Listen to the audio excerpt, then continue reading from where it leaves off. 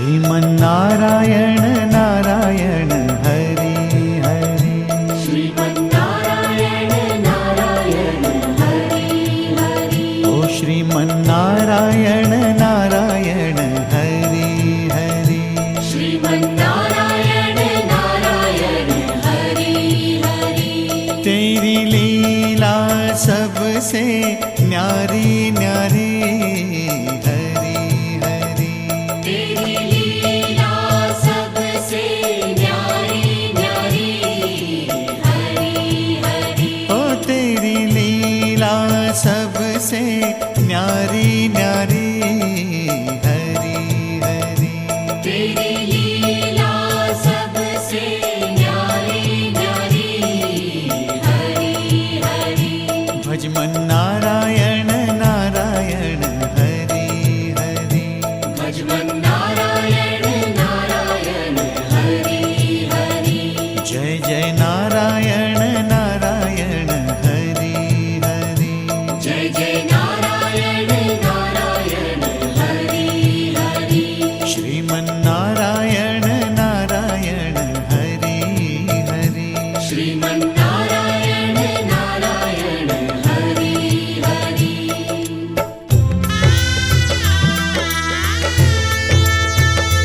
हरि ओम नमो नारायण। ओम नमो नारायण। हरि ओम नमो नारायण। हरि ओम नमो नारायण। हरि ओम नमो नारायण। ओम नमो उमाश्रुतं शोकविनाशकारकं नमामि विघ्नेश्वरपादपङ्कजम्। अखण्डमण्डलाकारं व्याप्तमेन चराचरं तत्पदं दर्शितं येन तस्मै श्रीगुरवे नमः। ध्यानमूलं गुरुर्मूर्ति पूजामूलं गुरुपदं मन्त्रमूलं गुरुर्वाक्यं मोक्षमूलं गुरुकृपा। वंशी विभूषितकरालनीरदाभा पीताम्बरा तरुणबिम्बफलाधरोष्ठा पूर्णेन्दुसुन्दरमुखादरविन्दनेत्रा। कृष्णात् परं किमपि तत्त्वमहं न जाने। कस्तूरितिलकं ललाटपटले वक्षस्थले कौस्तुभं नासाग्रे वरमुक्तिकं करतले वेणुं करे नन्दनम्। सर्वाङ्गे हरिचन्दनं सुललितं कण्ठे च मुक्तावली। गोपस्त्री परिवेष्टितो विजयते गोपालचूडामणिम्। या देवी सर्वभूतेषु दयारूपेण संस्थिता। नमस्तस्यै नमस्तस्यै नमस्तस्यै नमो नमः। नीलाम्बुजश्यामलकोमलाङ्गं सीतासमारोपितमामभागं पाणौ महासार्यभुजारुचापं नमामि रामं रघुवंशनाथम्। मनोजवं मारुततुल्यवेगं जितेन्द्रियं बुद्धिमतां वरिष्ठं वातात्मजं वानरयूथं मुख्यं श्रीरामदूतं शरणं प्रपद्ये। श्री राधे मेरी स्वामिनी मैं राधे तेरुदास जन्म जन्म मोहि दीजियो श्री चरणों में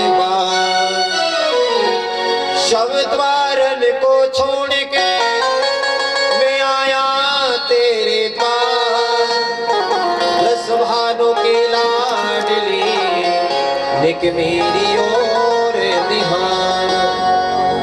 बरसाने की राधिका नंद गाँव के श्याम, इनके चरण वंदन करो कोटि कोटि प्रणाम। आए हनुमंत जी विराजिए, कथा कहूँ मति अनुसार, प्रेम सहित गादी धरो पधारे पवन कुमार। बोलो बाके बिहारी लाल की, श्रीमद् भागवत महापुराण की, गणेश भगवान की, शंकर भगवान की, जगत जननी मैया की, ग्राम के समस्त देवी देवताओं की, नमः पार्वती पते हर हर महादेव। सर्वप्रथम में दोनों हाथों को जोड़ते हुए हम और आप विश्व शांति के लिए प्रार्थना करें। भगवान से प्रार्थना करें, हे प्रभु आज यह कार्य अमृतमयी भागवत की गंगा में प्रवेश कर रहे हैं, तो हे प्रभु हमारे इस कार्य को सफल करें,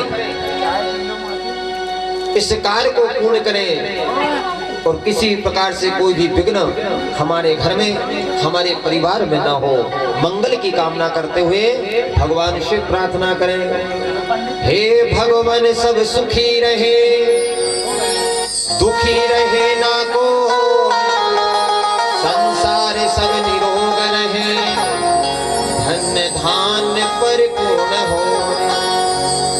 हाथ जोड़ विनती करो, रखो चरण में शीश, ज्ञान भक्ति हमें दीजियो परम पुरुष जगदीश। सर्वे भवन्तु सुखिनः, सर्वे सन्तु निरामयाः, सर्वे भद्राणि पश्यन्तु मा कश्चित् दुःखभाग् भवेत्। बोलो भाग्य बिहारी लाल की, भागवत महापुराण की जय, मैया की। आइए कथा से पूर्व भगवान की अमृतमयी कथा को श्रवण करने से पूर्व हमारे मन में जो विकार है, काम क्रोध लोभ मोह ईर्षा द्वेष अहंकार को भगाते मन से और अपने मन के दर्पण पर भगवान श्री श्याम सुंदर की छवि को निहार करते हुए मन तथा वाणी को पवित्र कर ले। क्योंकि भगवान की कथा तभी सुलभ होती है जब मन पवित्र हो। स्नान करने से तन पवित्र होता है और भगवान का गुणानुवाद करने से मन पवित्र होता है। और जब तक मन पवित्र ना हो तब तक भगवान की कथा हमारे कर्णों से गुजर करके मन में प्रवेश नहीं कर सकती। तो आइए मन और वाणी को पवित्र कर ले, भगवान का संकीर्तन करते हुए इसके पश्चात में जैसी हरि की कृपा, जैसी भगवान चाहेंगे तो हम और आप आज प्रथम दिवस की कथा में कुछ क्षण प्रवेश करेंगे। अब भगवान के नाम का गुणानुवाद में हाथों से ताली की सेवा बहुत जरूरी है।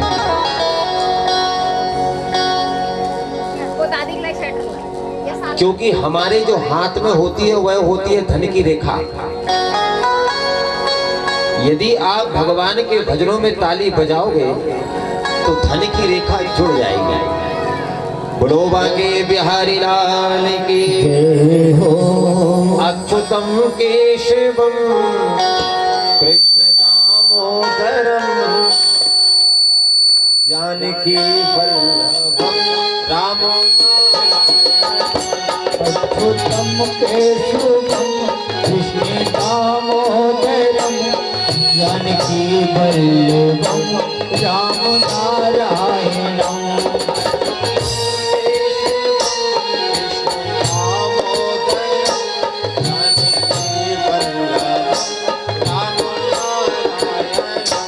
अच्युतम केशवम कृष्ण दामोदरम जानकी वल्लभम राम नारायणम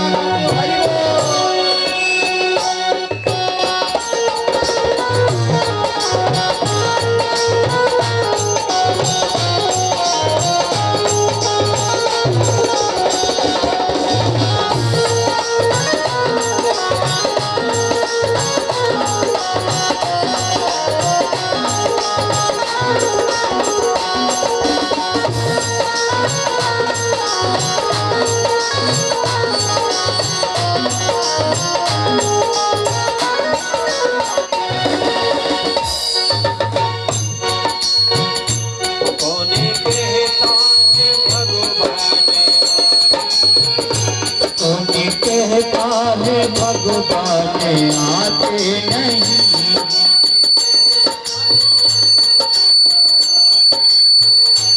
कौन कहता है भगवान आते नहीं तुम मीरा के जैसे बुलाते नहीं तुम मीरा की जैसे बुलाते नहीं अच्युतम केशवम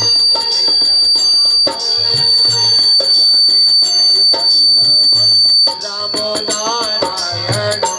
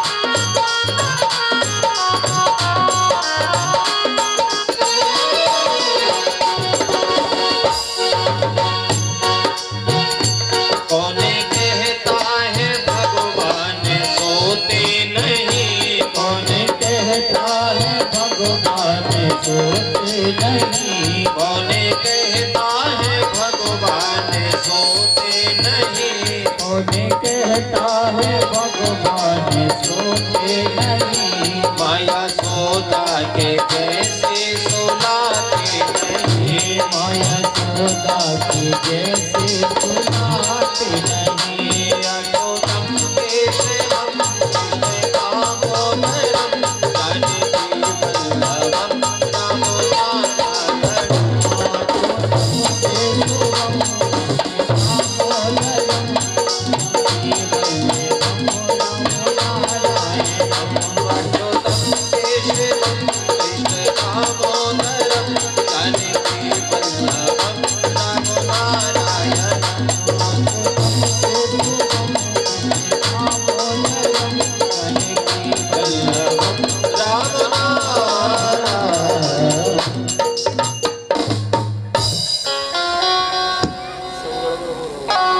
मंगलमय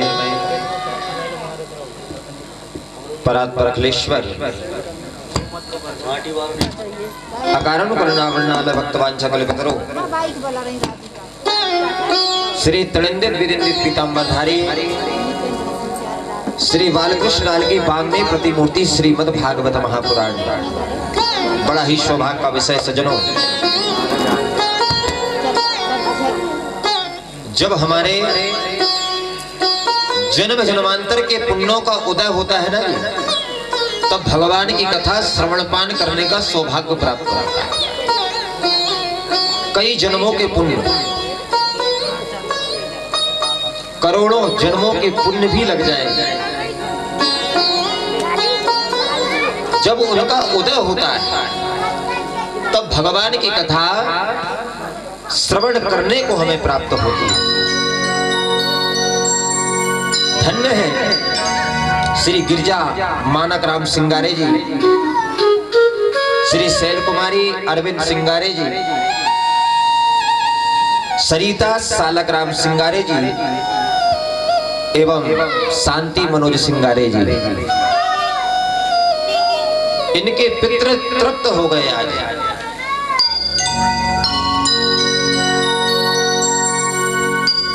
करता तो एक है, लेकिन भाग में हम सभी के हैं। करने वाला तो एक होता है, क्योंकि भाग्योदयन बहुजन्म समर्जितेन सत्संगमम च लभते पुरुषो यदा में। एक जन्म का नहीं, कई जन्मों के जब पुण्य उदय हुए तब आज हमको इस पावन भूमि पर बैठ करके और भगवान की कथा, भगवान की अमृतमय लीला का श्रवण पान करने का हमको सौभाग्य प्राप्त होता है। सज्जनों, शास्त्र कहते हैं कि 84 लाख योनि जीव की है और 84 लाख योनियों में मनुष्य की ही ऐसी योनि है जो कर्म योनि है। बाकी सब भोग योनि है, जी भोग रहे हैं। मनुष्य शरीर प्राप्त कर करके यदि हमने भगवान के नाम का गुणानुवाद नहीं गाया तो हमें फिर 84 लाख के कुचक्र में पड़ना पड़ेगा। मनुष्य शरीर ही प्राप्त हमें हुआ है भगवान की कथा श्रवण करने के लिए और परमात्मा प्राप्ति के लिए।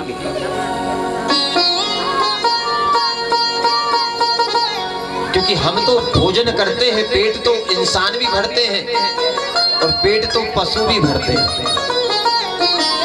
अपने बच्चों का पालन तो मनुष्य भी करता है और पशु भी करता है। यदि खाना पीना सोना रहना कमाना यदि मनुष्य का ही काम है तो यह काम तो पशु भी कर रहे हैं। और पशु और मनुष्य फिर अंतर क्या है, विचार कर। मनुष्य का शरीर प्राप्त हुआ है परमात्मा चिंतन के लिए, परमात्मा की प्राप्ति के लिए। क्योंकि जीव जब गर्भ में रहता है ना, तो गर्भ में जब जीव रहता है तो ना जाने कितने कष्ट उसको माता के गर्भ में होते हैं, ना जाने कितने कष्ट होते हैं। वह चिल्लाता है, तड़पता है, भगवान से प्रार्थना करता है, हे गोविंद इस गर्भ से तो मुझे बाहर कर दो। भगवान कहते बोले बेटा गर्भ से बाहर कर दूंगा, लेकिन करेगा क्या? बोले कुछ नहीं प्रभु, बस आपकी ही सेवा करूंगा, आपका ही नाम उच्चारण करूंगा प्रभु, बाकी इसके अलावा और कुछ नहीं करूंगा। तो भगवान विचार करते चलो विनती कर रहा है, तो भगवान बड़े दयालु दया करने। जब भगवान ने दया कर करके हमको गर्भ से बाहर किया और जैसे ही हम लोग गर्भ से बाहर आए सब कुछ भूल गए, परिवार के बंधन में लग गए, जोड़ना प्रारंभ कर लिया, कमाना सीख लिया, परिवार का पालन सीख लिया। लेकिन भगवान का नाम लेने के लिए कहो तो बोलो अभी तो टाइम है, बोलो राधे राधे। भगवान का भजन करना बुढ़ापे का काम है, अभी तो बस कमाने दो, क्योंकि सज्जनों यह जो शरीर है ना वह क्षणभंगुर है, मात्र पानी का बुलबुला है। जिस प्रकार पानी का बुलबुला होता है और कुछ देर के पश्चात में वह बुलबुला फूट जाता है, फिर पानी बन जाता है, इसी प्रकार यह मनुष्य शरीर है। ना जाने कब हमको इस संसार से जाना पड़ जाए, कोई भरोसा नहीं है, कोई पक्का नहीं है बुढ़ापा आएगा या नहीं आएगा, जवानी आएगी या नहीं आएगी, विश्वास नहीं है। इसलिए जब भी समय मिले ज्यादा से ज्यादा भगवान की कथा के लिए निकालो, यही जीवन का सार है। चिंता तो प्रत्येक जीव करता है, लेकिन चिंता करने से कुछ होता नहीं है, चिंता चाहे कितनी भी कर ले।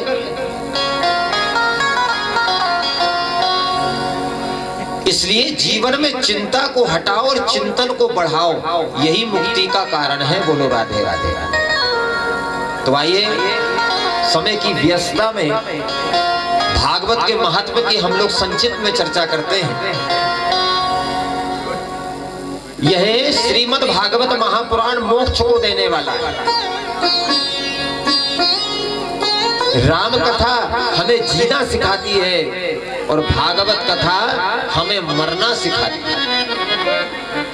मरना कैसे है भागवत कथा देती है, मोक्ष कैसे मिले, भवबंधन से कैसे छूट जाए, परमात्मा की प्राप्ति कैसे हो जाए, यह श्रीमद् भागवत महापुराण हमें सिखाता है। तो भागवत के महत्व में वेद व्यास जी ने प्रथम श्लोक को लिखा है कि सच्चिदानंद रूपाय विश्वोत्पत्त्यादि हेतवे तापत्रय विनाशाय श्री कृष्णाय वयं नमः। प्रारंभ में चर्चा करते हैं सच्चिद आनंद की। प्रथम श्लोक में कहा है सच्चिदानंद रूपाय विश्वोत्पत्त्यादि हेतवे, सच्चिद आनंद की उपासना की। क्यों या सच्चिद आनंद क्या है, बहुत समझने की बात है।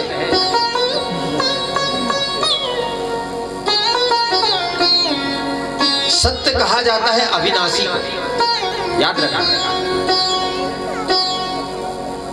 यह सारा जो संसार दिखता है ना जी, यह सब मिथ्या है, झूठ है, क्योंकि संसार कल जो था वह आज नहीं है और आज जो है वो कल नहीं रहेगा। परिवर्तन ही संसार का नियम है, बदल रहा है। लेकिन जीवन में यदि सत्य है तो वह है मृत्यु, जिसको कोई टालने वाला नहीं है। मकान बन गया, मिट जाएगा तो फिर से बन सकता है। यह संसार सब बदल सकता है, सब कुछ बदल सकता है। असत्य है सब, लेकिन मृत्यु सत्य है, एक ना एक दिन आएगी। तो सत्य कहते हैं अविनाशी को, जो पहले था, आज है और आगे भी रहेगा, उसी का नाम है सत्य। दूसरी बात कहा है सच्चिदानंद, सच्चित आनंद की उपासना की जाए। दूसरी है चित्त की। चित्त यानी होता है सज्जनों प्रकाश। जब हमें कुछ देखना है, कुछ पढ़ना है, तो हमें प्रकाश की आवश्यकता होगी ना जी, उजाला की। और भगवान को उजाला की आवश्यकता नहीं है, जो स्वयं ही प्रकाशवान है, स्वयं ही प्रकाशवान है। अब तीसरी बात आती है आनंद की, बड़े ध्यान से सुनना महत्व। आनंद किसे कहते हैं? क्या डल्लभ के गद्दों में सोने का नाम आनंद है? क्या एसी के कमरों में सोने का नाम आनंद है? लोग बात बात में कहते भैया आनंद आ गया, आ गया, लेकिन आनंद क्या है? विचार तो करो।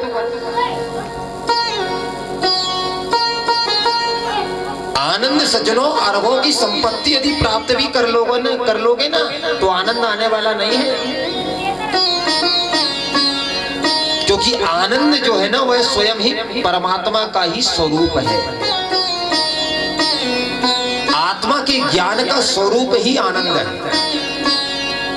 ऐसा नहीं है कि डल्लभ के गद्दे हमने घर में ले आए, सो जाएंगे तो आनंद आ जाएगा। अरबों की संपत्ति, करोड़ों का धन कमा लिए, बहुत बड़ा मकान बना लिए, उसका नाम आनंद नहीं है। और वही परम ब्रह्म परमात्मा सारे विश्व का सृजन करते हैं, पालन करते हैं, संहार कर देते हैं। और तीसरी बात आती है तापत्रय विनाशाय। 3 प्रकार के ताप है संसार में, 3 प्रकार के ताप।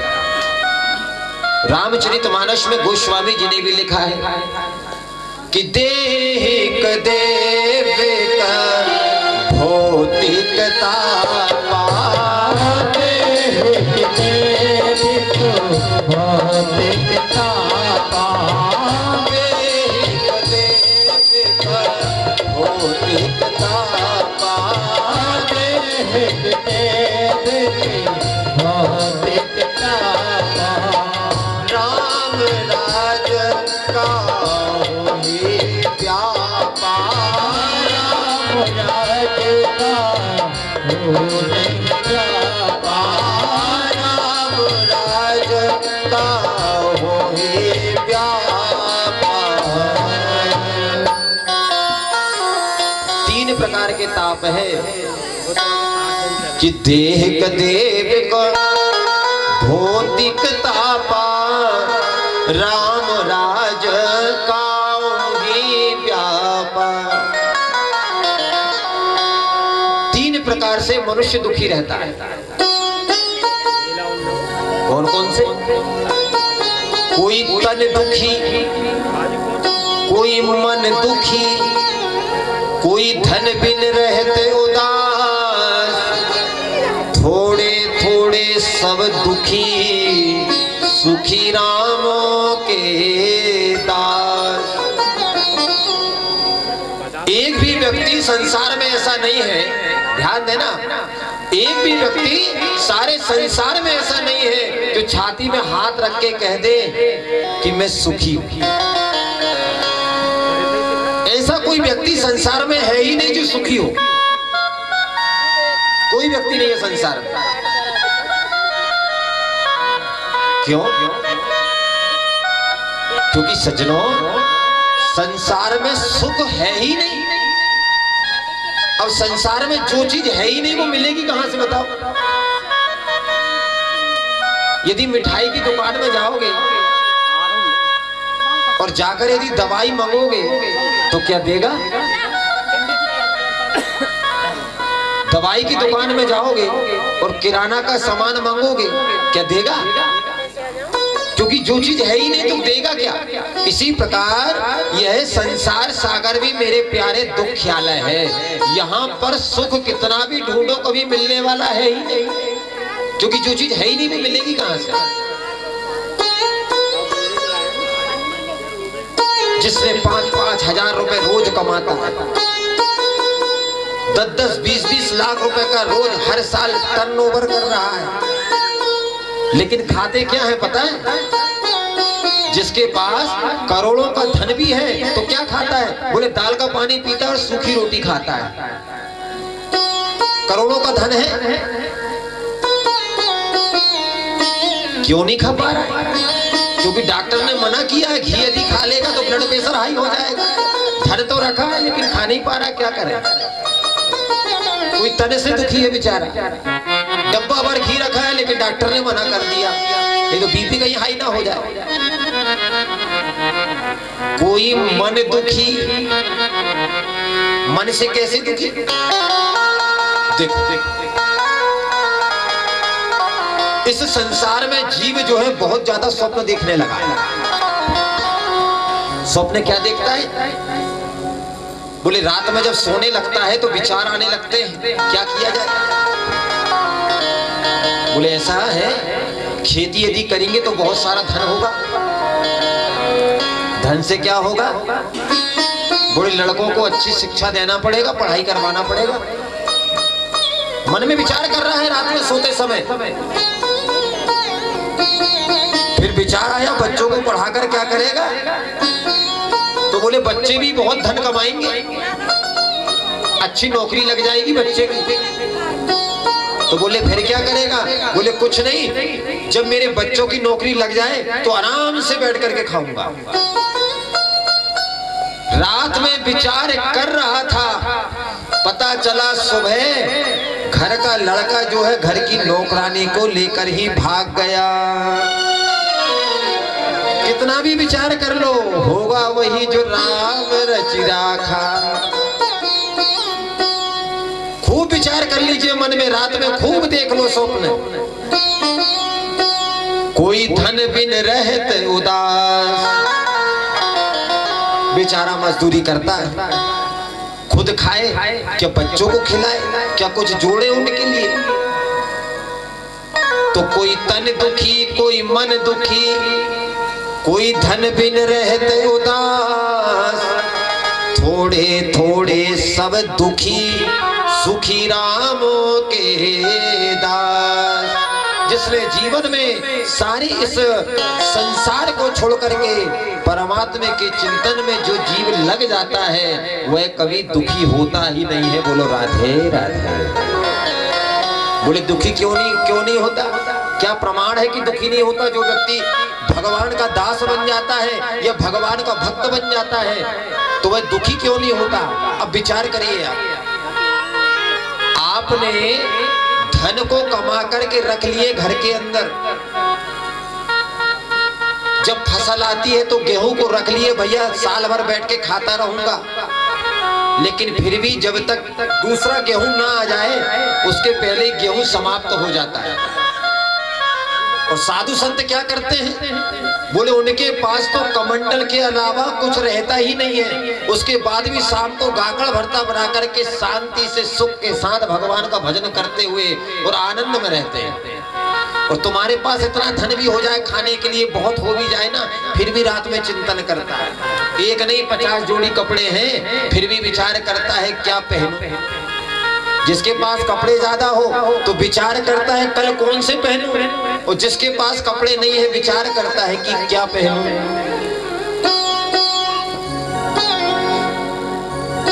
तो बोले संसार में जब सभी निर्धन है तो धनवान कौन है? तो कबीरा सब जग निर्धना और धनवंता नहीं कोई, धनवंता सोई जानिए जाके राम नामो धन हो। धन तो वही सार्थक है मेरे प्यारे जिसने भगवान के नाम रूपी धन को कमा लिया। अब हमको यहाँ कितने साल रहना है? 100 साल। पहले कहते थे 100 साल, अब तो और कम हो गए। 80 से 60 में आ गए, 60 से अब 40 में आ गए। अब जब यहाँ पर कुछ सालों के लिए यहाँ पर आए हैं तो ना जाने कितना बड़ा भवन बना लिए, ना जाने कितनी मंजिल बिल्डिंग बना लिए। जितने साल के तुम नहीं होते तो कमरे बना लिए आजकल रहने के लिए। बोले खाना बनाने का अलग, खाने का अलग, सोने का अलग। और भगवान को पता चला खिड़की में ले जा करके ताले में बिठा ले दिए। जब कुछ साल के लिए यहाँ पर आए हैं तो ना जाने कितनी बड़ी बिल्डिंग बना लिए, और जहाँ जीवन पर्यंत रहना है वहां पर तो भगवान के नाम की अभी तक एक तो ईंट भी नहीं पहुंची मेरे प्यारे। बोलो राधे राधे। इसलिए भगवान के नाम को, धन को कमा लो। जिसने भी भगवान के नाम रूपी धन को कमा लिया ना, वह इस संसार सागर में भी सुख प्राप्त करता है और अंत में परलोक में भी सुख प्राप्त करता है। धन को कमा लिए यहीं पर काम आएगा जी, कितना भी कमा लो यही काम आएगा। पत्नी भी घर से बाहर नहीं निकलेगी जाते समय, याद रखना। बेटे भी जाएंगे तो बस अग्निदान तक साथ देंगे। सारे रिश्तेदार जो है शमशान तक साथ देंगे, इसके पश्चात तो अकेला ही चलना है। और अकेले चलते समय ना ही वहां पर बेटा आएगा, ना ही परिवार आएगा, ना ही तुम्हारा कुटुंब कबीला आएगा, ना ही धन काम आएगा। जो तुमने यह भगवान की कथा को सुना है, भगवान के नामों को जो कमाया है, वही मेरे प्यारे इस जीवन में साथ जाने वाला है। बोलो राधे राधे। बाकी और कोई संसार में नहीं जाएगा। तो आइए, यह भागवत की कथा जिस प्रकार हम और आप बैठ कर के उमरिया में सुन रहे हैं, उसी प्रकार यह भगवान की कथा, भागवत की कथा एक बार नैमिषारण्य के क्षेत्र पर श्री सूत जी के द्वारा शौनक ऋषि जी कथा को सुन रहे हैं। नैमिषारण्य तीर्थ में 88,000 ऋषि विराजमान है। और जैसे 88,000 ऋषि विराजमान हुए नैमिषारण्य की पावन भूमि पर, तो 88,000 ऋषि विचार करने लगे किस प्रकार परमात्मा की प्राप्ति होगी, किस प्रकार हमें भगवान मिलेंगे। तो वहां पर उसी समय वहीं पर सूत जी का आगमन हो जाता है। अब जैसे ही सूत जी महाराज आए, तो सारे 88,000 जो ऋषि थे वह खड़े होकर के सूत जी को प्रणाम करते हैं। प्रणाम कर करके सुंदर आसन पर विराजमान करते हैं। तो सूत जी महाराज कहते बोले ऋषियों, क्योंकि शौनक ऋषि जो है सज्जनों, ना जाने इतने बड़े ऋषि हैं जिन्होंने ना जाने कितने बार चतुर्युगी बीतते हुए देखा है। चतुर्युगी मतलब सतयुग, त्रेता युग, द्वापर और कलयुग ना जाने कितने बार व्यतीत हो गए हैं। ऐसे बड़े बड़े उम्र वाले ऋषि वहां पर विद्यमान हैं। और सूत जी महाराज बड़े आयु में बड़े छोटे हैं। तो सूत जी महाराज कहते हैं ऋषियों से, बोले ऋषियों, आप तो में से आयु में बहुत बड़े हैं, फिर भी आपने मुझे खड़े होकर के प्रणाम क्यों किया। तो शौनक ऋषि कहते बोले प्रभु, धन वृद्धा बल वृद्धा आयु वृद्धास्तथैव च ते सर्वे अपि ज्ञान वृद्धाश्च किंकिराशेष किंकरः। संसार में 4 प्रकार के लोग बड़े होते हैं, ध्यान देना। कोई धन से बड़ा हो जाता है जी, जिसके पास बहुत सारा धन हो जाए वह सोचता है कि मैं बड़ा हूं। दूसरा नंबर के होते हैं बल वृद्धा, जो ताकत में बड़े हो जाते हैं, विचार करते हैं मेरे पास तो जन है, बल है, इसी प्रकार मैं बड़ा हूं, मेरा परिवार बड़ा है।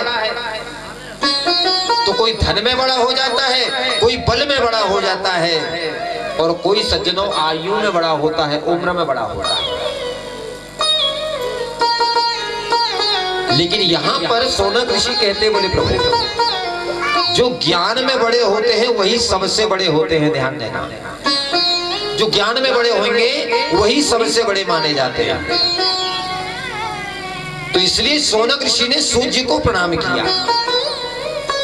सूत जी महाराज कहते हैं बोले ऋषियों, क्यों एकत्रित हुए हो, क्या कारण है। तो कृष्ण पापे कर्म शाश्वत साधनम तद बदाधुना। सज्जनों, संतों के पास जाओ, गुरु के पास जाओ ना, किसी ब्राह्मण के पास जाओ, तो वहां पर जाकर के कभी किसी से व्यर्थ के प्रश्न मत करना कि मेरी दुकान चलेगी या नहीं चलेगी, मेरा बेटा पढ़ेगा कि नहीं पढ़ेगा, मुझे धन मिलेगा या नहीं मिलेगा। याद रखना, संत के पास जाकर के एक ही प्रश्न करना, भगवान मिलेगा कि नहीं मिलेगा। बोलो राधे राधे। यदि भगवान मिल गए ना ही धन की आवश्यकता है और ना ही पुत्र की आवश्यकता है, ना ही नौकरी की आवश्यकता है। जिसको भगवान मिल जाए उसको किस बात की चिंता रहती है जी, किस बात की चिंता। तो यहाँ पर शौनक ऋषि कहते बोले प्रभु, परमात्मा की प्राप्ति हमें कैसे हो, कृपा कर करके आप श्रवण कराइएगा। तब सूत जी कहते बोले ऋषियों सुनो, यह भगवान की कथा है ना, कभी कभी देवताओं को भी दुर्लभ सुलभ नहीं हुई पाई। देवताओं के लिए भी दुर्लभ है यह कथा, क्योंकि स्वर्ग में यह कथा नहीं होती जी। यह कथा तो सिर्फ मृत्यु लोक में होती है। और हम कितने पुण्यशाली हैं, भाग्यशाली हैं, जो भगवान की कथा सप्तम दिवस में बैठने का हमको सौभाग्य प्राप्त हुआ है। जीवन कृतार्थ हो गया, जीवन ही धन्य हो जाता है। तो कभी कभी देवताओं को भी यह कथा सुनने को नहीं मिली। बोले कैसे? बोले जब सुखदेव जी राजा परीक्षित को जब यह भगवान की कथा को सुना रहे थे भागवत की, तो परीक्षित जी महाराज को 7 दिवस में मरने का श्राप मिला था। कल की कथा में आप सुनेंगे इसका विस्तार। तो जब परीक्षित जी महाराज कथा को सुनने लगे तो सारे देवताओं ने क्या किया, एक अमृत का कलश लेकर के पहुंच गए परीक्षित जी के पास और कहा, बोले सुनो सुखदेव जी, यह महाराज परीक्षित को अमृत पिला दो, मरने बाद मरेगा ही नहीं। क्यों कथा को सुना रहे हो, और यह जो कथा है वह हमको दे दो। नहीं लग रही मत। तो सुखदेव जी कहते, बोले देवताओं,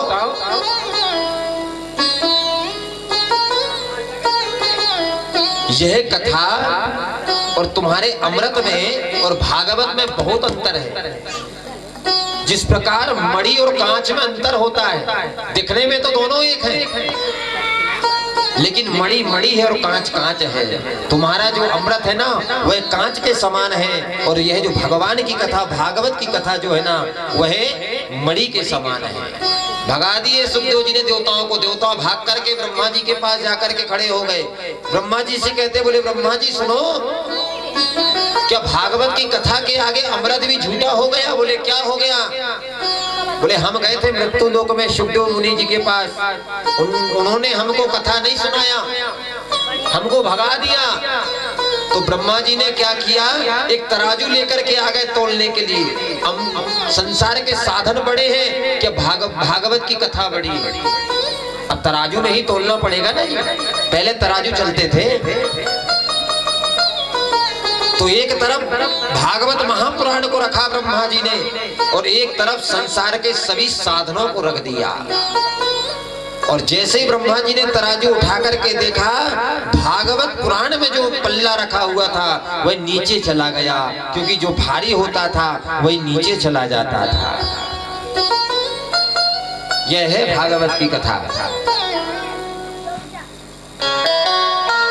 यह क्षण भंगुर शरीर में यदि कुछ क्षण भी हमारे अंदर यदि भगवान की कथा श्रवण पान करने को मिल जाए तो जीव जो है सीधे मोक्ष की ही प्राप्ति करा देता है।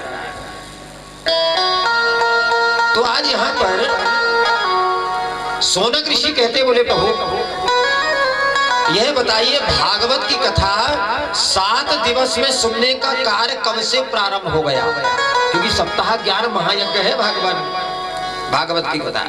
तो 7 दिवस में इस करने का विधान कब से प्रारंभ हुआ और क्यों प्रारंभ हो गया? तो सूत जी कहते, बोले ऋषियों, यही कथा एक बार ब्रह्मा जी के 4 मानस पुत्र सनक, सनंदन, सनातन और सनत कुमारों ने नारद जी को यह भागवत की कथा को सुनाया था। कथा संक्षिप्त है सज्जनों, महात्मा की चर्चा है, कल से विस्तार भगवान की कथा का होगा। तो सोनक ऋषि कहते, बोले प्रभु हमने तो सुना है नारद जी कभी 1-2 घड़ी से ज्यादा कहीं 2 घड़ी से ज्यादा कहीं टिकते नहीं है। तो फिर नारद जी ने 7 दिन तक कथा कैसे सुन ली? क्या हो गया? तो सज्जनों, तब शिव जी कहते, बोले सुनो, एक बार क्या हुआ, देवर्षि नारद बहुत तेज तीव्र गति से चलकर के दौड़ते हुए बद्रीनाथ धाम के लिए जा रहे थे। तो नारद जी जब बहुत जोर से दौड़ के जा रहे थे बद्रीनाथ धाम के लिए, तो नारद जी ने देखा क्या? बोले ब्रह्मा जी के जो पुत्र हैं सनक, सनंदन, सनातन और सनत कुमार, चारों भाइयों का जब नारद जी से सामना हुआ तो सनत कुमारों ने पूछ लिया, कथम ब्रह्मान दीन मुखा गतिश्चिंता तुरो भवान त्वरितं गम्यते कुत्र कुतश्चागमनं तवः। नारद जी क्या हो गया? अरे आप तो भगवान का भजन करते हैं, फिर आप इतनी तीव्र गति से क्रोध की दृष्टि से ना जाने कहां जा रहे हैं। तो सनत कुमारों ने यहां पर नारद जी को देख करके हंसा और कहा, नारद हमने तो सुना है कि भगवान का जो भक्त होता है वह दुखी होता नहीं है, और जो दुखी होता है वह भगवान का भक्त हो नहीं सकता। तो आप इतनी तीव्र गति से कहां जा रहे हैं, क्या हो गया?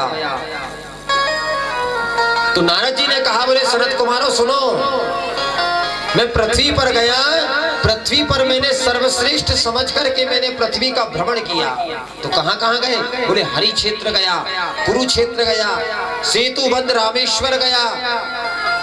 सत्य कहता हूं सनत कुमारों जी, मुझे कहीं शांति नहीं मिली। बोले नारद जी, आपने जब तीर्थों का दर्शन कर लिया तो शांति क्यों नहीं मिली? तो बोले नारद जी कहते हैं सनत कुमारों से सुनो, ना ही यह संसार में कोई सत्य बोलता है,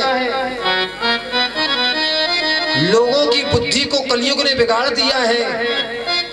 धोखा से यदि कोई एक बार सत्य बोल दे तो मानो ऐसा लगता है कि हरिश्चंद्र के बाद इसका ही नंबर लगने वाला है। कोई संसार में यदि कोई सत्य बोल दे तो लगता है बस हरिश्चंद्र के बाद इसका ही नंबर लगने वाला है। तो नारद जी कहते हैं, बोले कलयुग में जब मैं गया मृत्यु लोक में तो संतों का सम्मान बंद हो गया, ब्राह्मणों का अपमान होने लगा,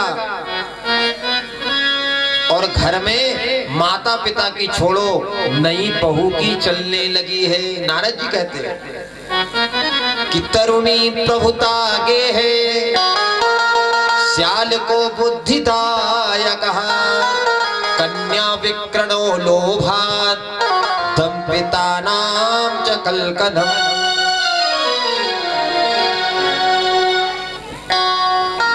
नारद जी कहते हैं, बोले सनत कुमारों घर में बहू की चलने लगी है, माता पिता को व्यक्ति ने साइड में रख दिया, ऐसा लगता है कि पुराना कचरा होगा। बोले क्यों? बोले पुत्र भी आजकल बहू से सलाह मांगता है, माता पिता से सलाह नहीं मांगता है जी। कोई विचार करना है तो बहू से विचार करता है, माँ बाप से विचार नहीं करता। और जब विचार करने का नंबर आ जाए ससुर को बुलवा लेता है विचार करने के लिए। याद रखना, सबसे कपट कर लेना, लेकिन भाई से मेरे प्यारे कभी कपट नहीं करना। लोग भाई से विचार नहीं करते, विचार करने के लिए साले को बुलवाते हैं घर में। साले साहब जब तक हाँ नहीं बोलेंगे तब तक कुछ भी नहीं होगा। यह है जीवों की दशा, सत्य है प्यारे। भाई से विचार नहीं करेगा जीव, साले से विचार करेगा। तो यहाँ पर नारद जी कहते हैं कि हे सनत कुमारों सुनो, क्योंकि एक कहावत है सज्जनों वृंदावन में ब्रज में कि दीवार बिगाड़े आरो और घर बिगाड़े सारो। दीवार में यदि ज्यादा अलमारी होगी तो दीवार कमजोर हो जाती है। तो नारद जी कहते हैं कि कलिना धर्म मित्रेण धरेयम बाधिता धुना। अधर्म का जो मित्र कलयुग है ना, उसने बुद्धि को बिगाड़ दिया है। लेकिन नारद जी कहते जब मैं घूमते घूमते घूमते घूमते मैंने विचार किया कि चलो वृंदावन चला जाए, तो नारद जी वृंदावन पहुंच गए। तो वहां पर क्या देखते हैं? नारद जी ने देखा वृंदावन की पावन भूमि पर एक जवान स्त्री बैठी हुई है और उसके सामने दो वृद्ध पुरुष पड़े हुए हैं। नारद जी ने देखा